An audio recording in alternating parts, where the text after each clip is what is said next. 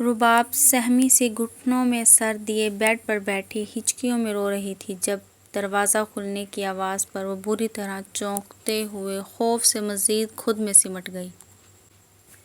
کمرے میں داخل ہونے والے شخص کو دیکھتے ہی وہ اپنی جگہ ساکت رہ گئی۔ اس کی آنکھوں کی پتلیاں ایک ہی جگہ جم گئیں۔ آپ نے مجھے اغوا کیا ہے، رباب شاک کی کیفیت میں بولی تھی۔ وہ اس قدر بے یقین تھی کہ کچھ دیر کے لیے اس کا ڈر جیسے کہیں جا سویا تھا، جبکہ مقابل موجود انسان سنجیدہ چہرے کے ساتھ ایک کے بعد ایک قدم دھرتا بیڈ کے نزدیک آ کھڑا ہوا۔ ہاں، میرے ہی حکم پر تمہیں یہاں لایا گیا ہے، سخت اور سرد لہجے میں بولتا وہ رباب کے وجود میں ایک عجیب سی سنسنی دوڑا گیا۔ کیوں؟ رباب کی آواز ذرا سی بلند ہوتے ہی اس انسان کے چہرے پر شدید ناگواری چھا گئی تھی۔ اس سے پہلے کہ وہ کچھ بولتا، رباب غصے سے بولی، آپ کو شرم نہیں آئی؟ اپنے ہی دوست کی منگیتر کو اغوا کرتے؟ رباب کے الفاظ پر اس کے چہرے پر چند پل کے لیے طنزیہ مسکراہٹ کی جھلک نظر آئی۔ دوست نہیں ہے وہ میرا، اور اب کچھ ہی دیر بعد تم اس کی منگیتر بھی نہیں رہو گی۔ میں تم سے نکاح کروں گا، چپ چاپ نکاح کو قبول کر لینا، ورنہ میں تمہارے ساتھ جو کروں گا وہ میں خود بھی نہیں جانتا۔ صفدر حیات کے الفاظ پر رباب حیرانگی سے اس کا چہرہ تکنے لگی۔ کیا مطلب؟ مطلب صاف ہے، جنید سے تمہاری شادی نہیں ہوگی۔ اپنی باتوں سے وہ رباب کو گہرا دھچکا دے گیا تھا اور وہ حیرانگی سے اس کا چہرہ تکتی کچھ بھی بولنے سے قاصر ہوئی تھی۔ اس کے سامنے موجود انسان اس کے لیے اجنبی نہیں تھا، وہ جنید کا سب سے قریبی دوست تھا، مگر آج اسے اندازہ ہو رہا تھا کہ وہ شخص کو پہلے کبھی جان ہی نہیں سکی تھی۔ تو کیا آج جو روپ صفدر حیات اس کے سامنے لے کر آیا تھا وہی اس کا اصل چہرہ تھا؟ وہ جامت سے اسے دیکھتی چلی گئی تو صفدر اپنا حکم سناتا پلٹتے ہوئے کمرے سے نکل گیا۔ اس کے ساتھ ہی ایک بار پھر دروازہ باہر سے بند ہو گیا اور رباب اپنی زندگی کے اس اچانک بدلتے موڑ پر ہکا بکا سی بیٹھی رہ گئی۔ صفدر حیات جنید کا کبھی سب سے قریبی دوست سمجھا جانے والا شخص، مگر آج ان دونوں کے درمیان صرف دوستی نہیں، ایک ایسی دشمنی تھی جس کی وجہ سے رباب کی زندگی بھی اس جنگ کا حصہ بن چکی تھی۔ رباب کے پاس صفدر حیات کی بات ماننے کے علاوہ کوئی چارہ نہیں تھا۔ اس کے لہجے اور انداز سے صاف ظاہر ہو رہا تھا کہ وہ اپنے فیصلے سے ایک قدم بھی پیچھے ہٹنے والا نہیں۔ چپ چاپ نکاح کے لیے راضی ہو جاؤ، ورنہ پھر مجھے وہ طریقہ اختیار کرنا پڑے گا جس کے بعد تمہارے پاس انکار کی کوئی گنجائش نہیں رہے گی۔ صفدر کی سرد آواز نے رباب کے وجود میں سنسنی دوڑا دی تھی۔ وہ جانتی تھی کہ وہ صرف دھمکی نہیں دے رہا تھا، اس کے پاس اپنی عزت کے سوا تھا ہی کیا جسے وہ داؤ پر لگاتی۔ وہ ایک ایسی لڑکی تھی جس کے والدین ایک حادثے میں دنیا سے جا چکے تھے اور وہ اپنے چچا کے گھر رہتی تھی، جہاں اسے محبت اور شفقت سے زیادہ ایک اضافی بوجھ سمجھا جاتا تھا۔ اور اب جس طرح صفدر اسے یہاں لے آیا تھا، اس کے بعد اگر وہ واپس بھی جاتی تو کیا کوئی اسے پہلے جیسی عزت سے قبول کرتا؟ رباب نے بھیگی آنکھیں بند کر لیں۔ اس کے پاس حالات کے سامنے سر جھکانے کے سوا کوئی راستہ نہیں تھا۔ وہ خود کو قسمت کے حوالے کرتے ہوئے صفدر حیات سے نکاح کرنے کے لیے رضامند تھی۔ اس کی آنکھوں سے نمی لڑکتی ہوئی رخساروں پر بہنے لگی۔ ایک ہی آنسو ہی تو تھے جو ہمیشہ ہر جگہ ہر وقت رباب کے غم گسار رہتے تھے۔ سورج کی کرنیں ہر سو پھیلتی ایک روشن دن کا پتہ دے رہی تھی، مگر اس کے باوجود اس بڑے سے گھر کے کمرے میں ہنوز رات کا سما تھا، کیونکہ کھڑکیوں پر پردے گرے ہوئے تھے اور کمرے کا مالک اوندھے منہ گہری نیند میں سو رہا تھا۔ جب باہر سے آتی تیز نسوانی چیخوں پر اس انسان کی نیند میں خلل پڑا تو وہ اچانک حواس باختہ سا اپنی بند آنکھیں مستقل ملتا ہوا ایک ہی جست میں بستر سے اترا اور کمرے سے نکلتا آگے بڑھا ہی تھا کہ تبھی رباب بلند آواز میں چیختی ہوئی کچن سے نکلتی صفدر حیات کی سمت آئی۔ اس سے پہلے کہ وہ کچھ سمجھتا یا پھر پوچھ پاتا، وہ اس کے پیچھے پناہ لیتی اس کی ٹی شرٹ کو دونوں ہاتھوں میں بھینچ کر اپنا چہرہ اس کی کمر میں چھپا گئی۔ اس افتاد پر صفدر حیات کا منہ حیرت سے کھلا رہ گیا۔ رباب اور صفدر حیات کے نکاح کو ابھی کچھ ہی دن ہوئے تھے اور یہ پہلی بار تھا کہ رباب اس قدر بے اختیار اس کے قریب آئی تھی۔ اس کا یوں اچانک صفدر کے اتنے قریب آ جانا اسے ایک لمحے کے لیے مشکل میں ڈال گیا تھا، مگر پھر ایک گہری سانس بھرتے ہوئے صفدر اسپاٹ چہرے کے ساتھ ایک جھٹکے سے پلٹا تو رباب کی گرفت خود بخود اس کی شرٹ سے ڈھیلی پڑ گئی۔ وہ فوراً ایک دم پیچھے ہٹی اور آنکھوں میں ڈھیروں آنسو لیے اسے دیکھنے لگی، پھر ایک نظر واپس کچن کی طرف ڈالی جہاں سے وہ ابھی بھاگ کر آئی تھی۔ اس وقت اس کا پورا وجود خوف سے لرز رہا تھا۔ کیا ہوا ہے؟ کیوں پورے گھر کو سر پر اٹھا رکھا ہے؟ صفدر نے ناگواری سے پوچھا۔ رباب نے اپنی بلند ہوتی ہچکی دباتے ہوئے انگلی اٹھا کر کچن کی طرف اشارہ کیا۔ صفدر نے ناسمجھی سے کچن کے دروازے کی طرف دیکھا۔ وہاں ایک بہت بڑا سا کاکروچ ہے، آخرکار رباب نے لرزتی آواز میں بتایا۔ صفدر نے چند لمحے اسے گھورا، پھر ایک گہری سانس لے کر بولا، تم سے بھی بڑا تھا کیا، جو اسے دیکھ کر اتنی خوفناک طریقے سے چینک رہی تھی؟ رباب نے خفکی سے اسے دیکھا۔ آپ کو کیا پتا وہ کتنا بڑا تھا؟ صفدر نے سر جھٹکا، ساری نیند خراب کر دی۔ چلو میں دیکھتا ہوں۔ وہ کچن کی طرف بڑھ گیا تھا۔ رباب وہیں کھڑی اسے جاتے دیکھتی رہی۔ صفدر نے کچن میں داخل ہو کر صرف ایک سرسری سی نظر ادھر ادھر ڈالی، پھر نہ کاکروچ تلاش کرنے کی زحمت کی، نہ کوئی خاص تردد کیا، اور خاموشی سے واپس مڑ کر اپنے کمرے کی طرف چل دیا۔ رباب کی آنکھیں حیرت سے پھیل گئیں۔ آپ نے دیکھا بھی نہیں؟ صفدر نے چلتے چلتے پیچھے مڑ کر بھی نہ دیکھا۔ تم نے دیکھ لیا ہے نا، کافی ہے، وہ یہ کہہ کر اپنے کمرے میں چلا گیا۔ رباب کچھ دیر اس کی پشت کو گھورتی رہی، پھر بے بسی سے ہونٹ پھیلا کر آہ بھری، پھر مریل قدموں سے چلتی نزدیکی صوفے پر پاؤں اوپر کر کے سمٹ کر بیٹھتی اپنی قسمت پر ماتم کدا ہوئی تھی، جبکہ اب کچن میں موجود کاکروچ دیکھنے کے بعد اس کے پیٹ میں بھوک کے مارے چوہے دوڑنے لگے تھے، مگر وہ اتنی بہادر بالکل نہیں تھی کہ اب خود کچن میں اکیلے قدم رکھتی، اسی لیے بس اپنے من پسند مشغلے یعنی رونے میں مگن ہوئی تھی۔ تھوڑی ہی دیر بعد صفدر حیات نہا دھو کر فریش ہو کر کمرے سے نکلا تو اس کی پہلی نظر صوفے پر موجود رباب اور پھر دوسری نظر کچن کی دیوار کے ساتھ موجود 4 کرسیوں پر مشتمل خالی ڈائننگ ٹیبل پر پڑی تھی، یعنی آج بغیر ناشتے کے ہی گھر سے جانا پڑنا تھا۔ صفدر حیات اسے اپنے شہر سے دور واقع فارم ہاؤس پر لے آیا تھا۔ وسیع و عریض رقبے پر پھیلا وہ خوبصورت فارم ہاؤس آس پاس کی آبادی سے خاصا دور تھا، جہاں صفدر کی اجازت کے بغیر کسی کا آنا جانا ممکن نہیں تھا۔ وہ رباب کو لوگوں کی نظروں سے دور رکھنا چاہتا تھا، اسی لیے نکاح کے بعد اسے بھی وہیں لے آیا تھا۔ نکاح کے اگلے ہی دن صفدر نے رباب پر واضح کر دیا تھا کہ اس گھر میں اس کی خدمت کے لیے کوئی ملازمہ نہیں آئے گی، اسے اپنے کھانے پینے کا خود ہی انتظام کرنا ہوگا۔ رباب نے بھی بنا کوئی چوں چرا کیے کچن کا رخ کر لیا تھا۔ شروع میں وہ صرف اپنے لیے کھانا بناتی تھی، مگر پھر نہ جانے کب اس نے صفدر کے لیے بھی کھانا بنانا شروع کر دیا۔ پہلی بار صفدر حیات کی انا نے بالکل گوارا نہیں کیا تھا کہ وہ اس لڑکی کے ہاتھ کا بنا کھانا کھائے، مگر کھانے سے اٹھتی اشتہا انگیز خوشبو نے اس کی ساری اکڑ ختم کر دی تھی۔ صبح کام پر جانے سے پہلے گرم گرم ناشتہ اور شام کو واپس آ کر گھر کا بنا تازہ کھانا صفدر حیات کو کسی نعمت سے کم محسوس نہیں ہوتا تھا، مگر آج چونکہ ایسا کچھ نہیں تھا، اسی لیے وہ گہری سانس بھرتا پانی پینے کے ارادے سے کچن میں داخل ہوا تو وہاں کا حال دیکھ کر اس کا سر چکرا کر رہ گیا۔ پورا کچن بکھرا پڑا تھا، برتن ادھر ادھر پھیلے ہوئے تھے اور کاؤنٹر سے لے کر شیلف تک سب کچھ بے ترتیب نظر آ رہا تھا۔ یہ کیسا طوفان آیا ہوا ہے کچن میں؟ صفدر کی اونچی اور غصیلی آواز پر رباب، جو ابھی تک ایک طرف کھڑی تھی، ایک بار پھر روحان سی ہونے لگی۔ میں آج کچن کی صفائی کر رہی تھی، مگر پھر وہ کاکروچ، وہ دھیمی آواز میں بولی اور شرمندگی سے نظریں جھکا لی، پھر کچھ ہمت کر کے آگے بڑھی اور کچن کے دروازے پر آ کر کھڑی ہوئی۔ آپ پلیز اس کاکروچ کو کچن سے نکال دیں، پھر میں سب ٹھیک کر دوں گی، آپ کے لیے جلدی سے ناشتہ بھی بنا دوں گی۔ رباب نے پھنسی پھنسی آواز میں اسے لالچ دیا۔ ضروری بھی تھا، کیونکہ اگر صفدر حیات ناشتے کے بغیر گھر سے نکل جاتا تو شام کو ہی واپس آتا، مگر رباب اتنی دیر بھوکی رہنے کا سوچ کر ہی پریشان ہو گئی تھی۔ صفدر نے ایک پل اسے گھورا۔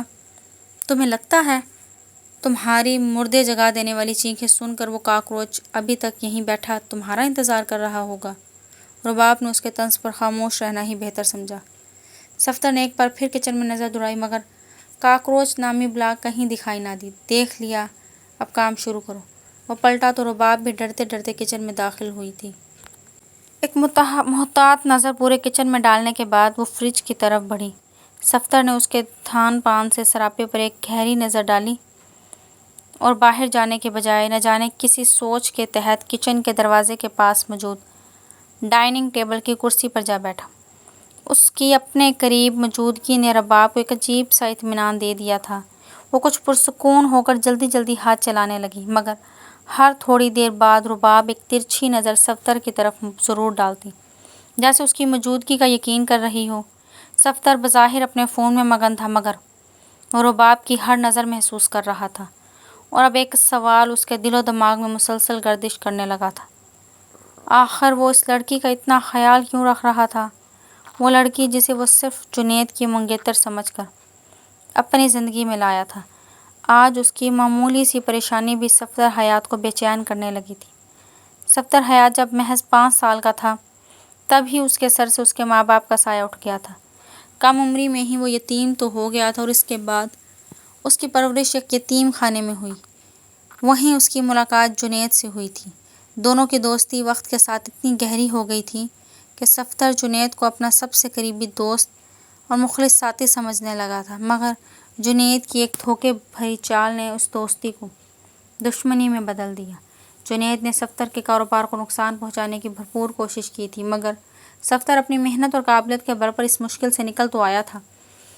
اس نے نہ صرف اپنا کاروبار دوبارہ سنبھالا، بلکہ پہلے سے کہیں زیادہ کامیابی حاصل کی، مگر وہ اپنے دوست کے دھوکے کو بھلا نہیں پایا تھا۔ بدلہ لینے کے لیے وہ جنید کے منگیتر رباب سے نکاح تو کر چکا تھا، مگر اس سے زیادہ وہ رباب کے ساتھ کچھ برا نہیں کر سکا تھا، کیونکہ کسی لڑکی پر ظلم کرنا صفدر حیات کی فطرت میں نہیں تھا۔ وہیں دوسری طرف رباب، جو نکاح سے پہلے صفدر حیات کی باتوں سے بہت زیادہ خوف زدہ تھی، اب نکاح کے بعد اس کا اپنے قریب نہ آنا محسوس کرنے لگی تھی۔ جس شخص نے اسے نکاح پر مجبور کیا تھا، وہی نکاح کے بعد اس کی عزت اور حدود کا خیال بھی رکھ رہا تھا۔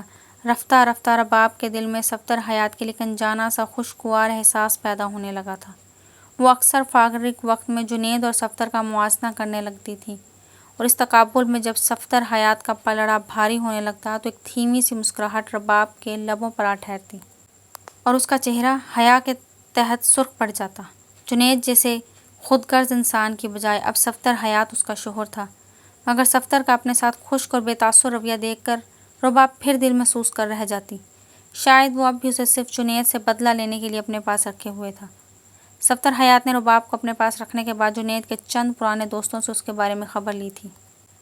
وہ جاننا چاہتا تھا کہ رباب کے اچانک غائب ہو جانے کی خبر جنید پر کیا اثر ڈال رہی ہے۔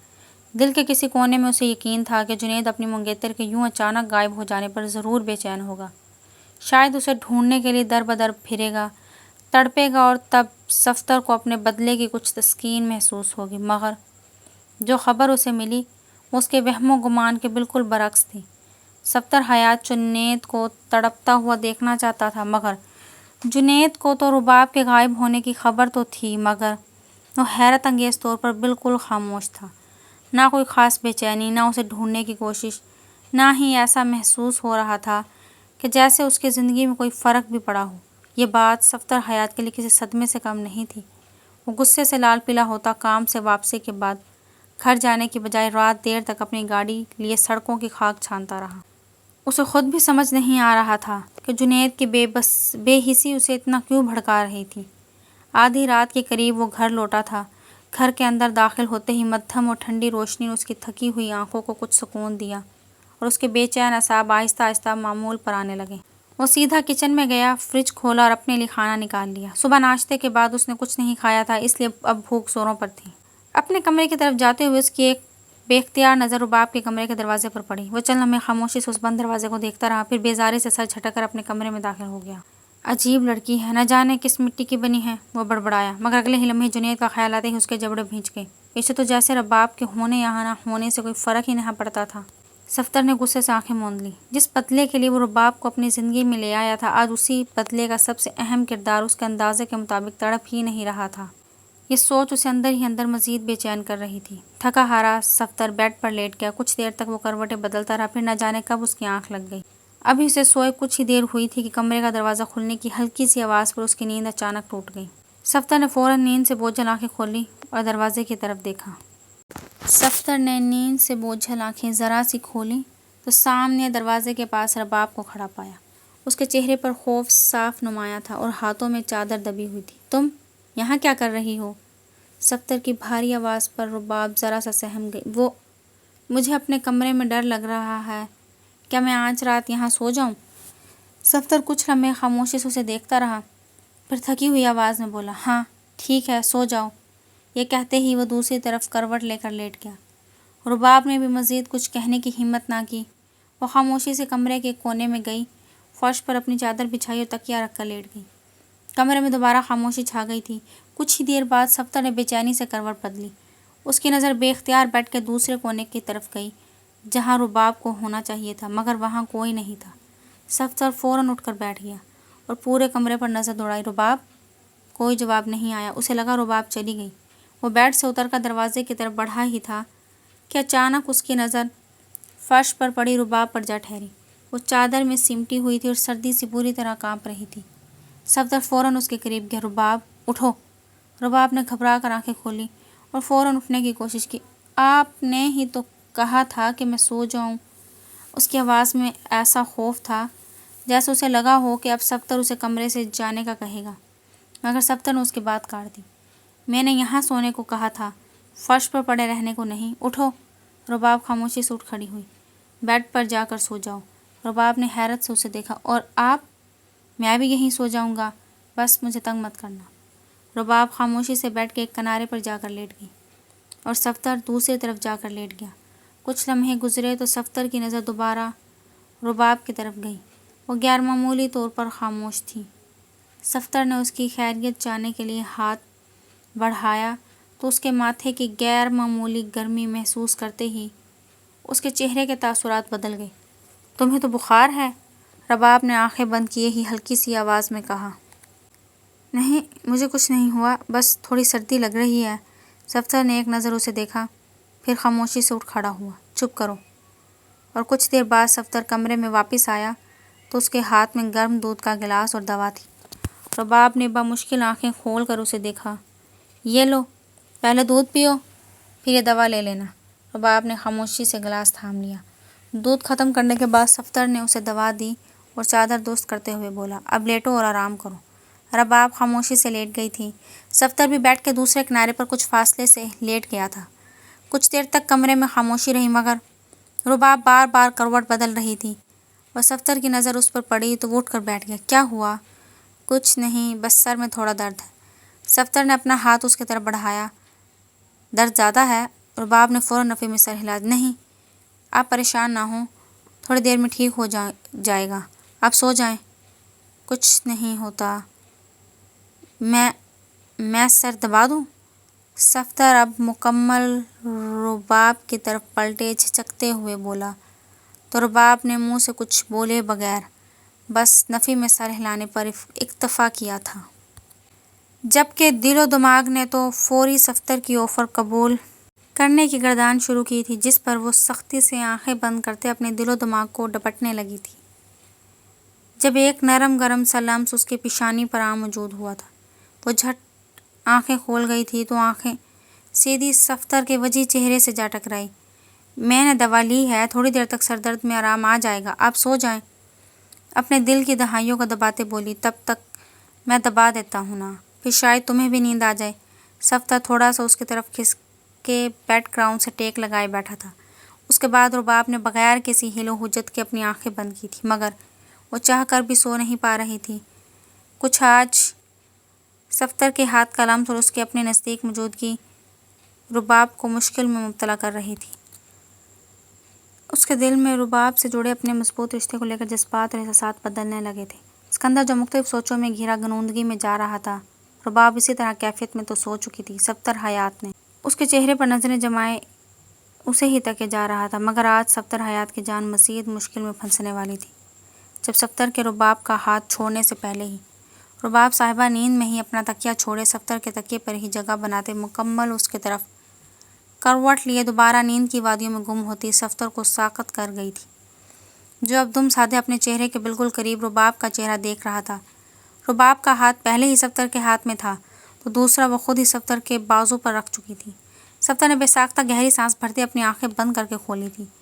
نیند تو اس کی آنکھوں سے کوسوں دور بھاگ چکی تھی اور اپنے قریب موجود اس کومل سے وجود کی موجودگی اور اس وجود پر حق ملکیت کا احساس صفدر کی آنکھوں میں خمار سا بھر گیا تھا۔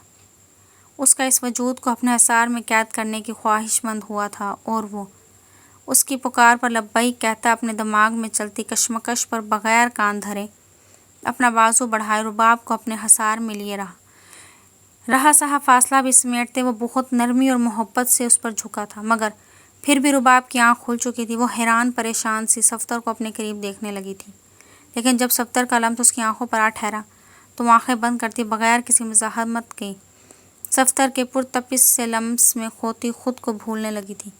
اس کے چہرے پر شرم و حیا کے سائے لہراتے اس کی خوبصورتی میں مزید اضافہ کر گئے تھے کہ صفدر بہکتا چلا گیا تھا کہ وہ اس وقت اپنے جذبات کے ہاتھوں مجبور یہ بھولا تھا کہ اس لمحے میں اسے ایک بار رباب کی مرضی لازمی جاننی چاہیے تھی، کیونکہ صبح جاگنے پر صفدر اپنے اس عمل پر خود ہی پچھتانے والا تھا۔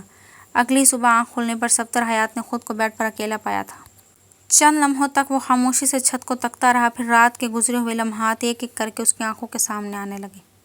اس کے چہرے پر ایک لمحے کو ہلکی سی مسکراہٹ آئی، مگر اگلے ہی لمحے وہ سنجیدہ ہو گیا۔ میں رباب کو اپنی زندگی میں لے آیا ہوں، مگر کیا وہ بھی اس رشتے سے خوش ہے؟ صفدر نے گہری سانس لی۔ وہ اتنے عرصے سے کسی اور کے ساتھ کو اپنا مستقبل سمجھتی رہی ہے، تو کیا واقعی اس کے دل میں میرے لیے کچھ ہے؟ کہیں میں نے ایک بار پھر اس کی مرضی کے بغیر تو کچھ نہیں کر دیا؟ وہ کچھ دیر خاموش بیٹھا رہا۔ میں نے اسے اپنی زندگی میں تو شامل کر لیا، مگر اسے دیا ہی کیا ہے؟ خوف، مجبوری اور ایک ایسا رشتہ ہے جسے شاید وہ دل سے قبول بھی نہ کرتی رہو۔ صفدر نے بے اختیار آنکھیں بند کر لی۔ رات کی سرشاری جیسے ایک ہی لمحے میں کہیں دور جا چکی تھی اور اس کے چہرے پر دوبارہ وہی سنجیدگی چھا گئی تھی۔ وہ خاموشی سے تیار ہوا اور بغیر ناشتہ کیے کمرے سے باہر نکل گیا۔ باہر کھڑی اپنی گاڑی میں بیٹھا اور کچھ ہی دیر بعد گھر سے نکل گیا۔ ادھر رباب صبح ہی سے اس کے لیے ناشتہ تیار کرنے میں مصروف تھی۔ رات کی وجہ سے اس کے چہرے پر ایک دھیمی سی شرمیلی مسکراہٹ تھی۔ جیسے ہی اسے گاڑی کے سٹارٹ ہونے کی آواز سنائی دی، وہ جلدی سے باہر آئی، مگر تب تک صفدر جا چکا تھا۔ رباب کے قدم وہیں رک گئے۔ وہ چاہ کر بھی اسے پکار نہ سکی۔ اس کے چہرے پر پھیلی مسکراہٹ آہستہ آہستہ مانند بڑھ گئی۔ شاید اسے رات کی کوئی بات پسند نہیں آئی تھی۔ دل میں ایک انجانا سا خوف لیے وہ واپس اندر آ گئی۔ اس دن رباب کا کسی کام میں دل نہیں لگا۔ ناشتہ ویسے ہی پڑا رہا اور وہ سارا دن خاموشی سے صوفے پر بیٹھی رہی۔ شام ڈھلے صفدر واپس آیا تو اس کے ہاتھ میں کئی شاپنگ بیگز تھے۔ دن بھر کی مصروفیت کے باوجود رباب کے لیے ضروری چیزیں خریدنا وہ نہیں بھولا تھا۔ گھر میں داخل ہوتے ہی اس نے ایک نظر پورے گھر پر ڈالی۔ اس وقت تو رباب کچن میں موجود ہوتی تھی، مگر آج وہ کہیں نہیں تھی۔ ہر طرف عجیب سی خاموشی تھی۔ صفدر نے قدرے حیرت سے آواز دی، رباب، مگر جواب میں صرف خاموشی ملی۔ جب رباب نظر نہ آئی تو صفدر حیات کے دل میں یہی بات کھٹکنے لگی تھی، کیا واقعی رباب کو اس کا اپنے قریب آنا پسند نہیں آیا؟ اس خیال کے آتے ہی اس کا موڈ بگڑنے لگا اور چہرے پر تناؤ نمایاں ہو گیا۔ جو بھی ہے، جیسے بھی ہے، رباب کو اب میری بیوی بن کر ہی رہنا ہے۔ صفدر حیات یہ الفاظ بڑبڑاتے ہوئے جیسے خود سے ہی ایک بڑا اعتراف کر گیا تھا، پھر اسی الجھن اور غصے میں اپنے کمرے سے نکلتا رباب کے کمرے کی طرف بڑھ گیا۔ دروازہ کھول کر اندر داخل ہوا تو رباب تکیے میں منہ دیے بکھرے سے حلیے میں لیٹی ہوئی تھی۔ دروازہ کھلنے کی آواز اور بھاری قدموں کی چاپ پر وہ فوراً سیدھی ہو بیٹھی۔ صفدر کی نظر پہلے اس کے بکھرے بالوں، سرخ آنکھوں اور اداس چہرے پر جا ٹھہری۔ اس کی موجودگی ہی رباب کو شرم سے نظر جھکانے پر مجبور کر گئی تھی، مگر دل اپنی تیز ہوتی دھڑکنوں کو قابو نہ کر سکا۔ کس چیز کا ماتم ہو رہا ہے؟ صفدر کی سپاٹ آواز پر رباب نے پل بھر کے لیے اس کے چہرے کی طرف دیکھا، مگر صبح کا اس کا رویہ یاد آتے ہی اس کے چہرے پر دکھ پھیل گیا۔ اس نے بڑی مشکل سے اپنی ہمت جمع کی، یہ قربت بھی کیا آپ کے انتقام کا حصہ تھی؟ الفاظ لبوں سے نکلتے ہی اس کی آواز سسکی میں بدل گئی۔ اپنی ذات کو یوں بے معنی محسوس کرنا اس کے لیے ناقابل برداشت تھا۔ صفدر کے صبر کا پیمانہ چھلک گیا۔ اپنی بکواس بند کرو، اس کے قریب آ کر سخت لہجے میں دھاڑا تو رباب خوف سے سہم گئی۔ اس نے فوراً اپنے کانوں پر ہاتھ رکھے اور چہرہ گھٹنوں میں چھپا کر پھوٹ پھوٹ کر رونے لگی۔ صفدر چند لمحے اسے دیکھتا رہا، مگر اس کی غلط فہمی دور کرنے کے بجائے لمبے لمبے قدم اٹھاتا کمرے سے باہر نکل گیا۔ کچھ دیر بعد رباب نے اپنے آنسو صاف کیے تو اس کی نظر اپنے قریب پڑے شاپنگ بیگز پر پڑی۔ وہ حیرت سے انہیں اپنی طرف کھینچ لائی۔ ایک ایک کر کے بیگز کھولے تو ان میں سے اس کے کپڑے، جوتے اور ضروریات کی کئی چیزیں موجود تھیں۔ رباب کے لبوں پر بے اختیار ہلکی سی مسکراہٹ آ گئی۔ صفدر کا اس کے لیے سب خرید کر لانا اور پھر اس کے الفاظ پر اس قدر غصہ کرنا، اس کی سمجھ میں کچھ آنے لگا تھا۔ شاید میں ہی غلط سمجھ رہی تھی، مگر اگلے ہی لمحے اسے خیال آیا کہ صفدر غصے میں گھر سے نکل گیا تھا، تو وہ پھر پریشان ہو گئی۔ رباب نے آنسوں سے بھیگا چہرہ صاف کیا، شاپنگ بیگ میں سے ایک نفیس سا سوٹ نکالا اور اسے پہن کر بال سنوارے۔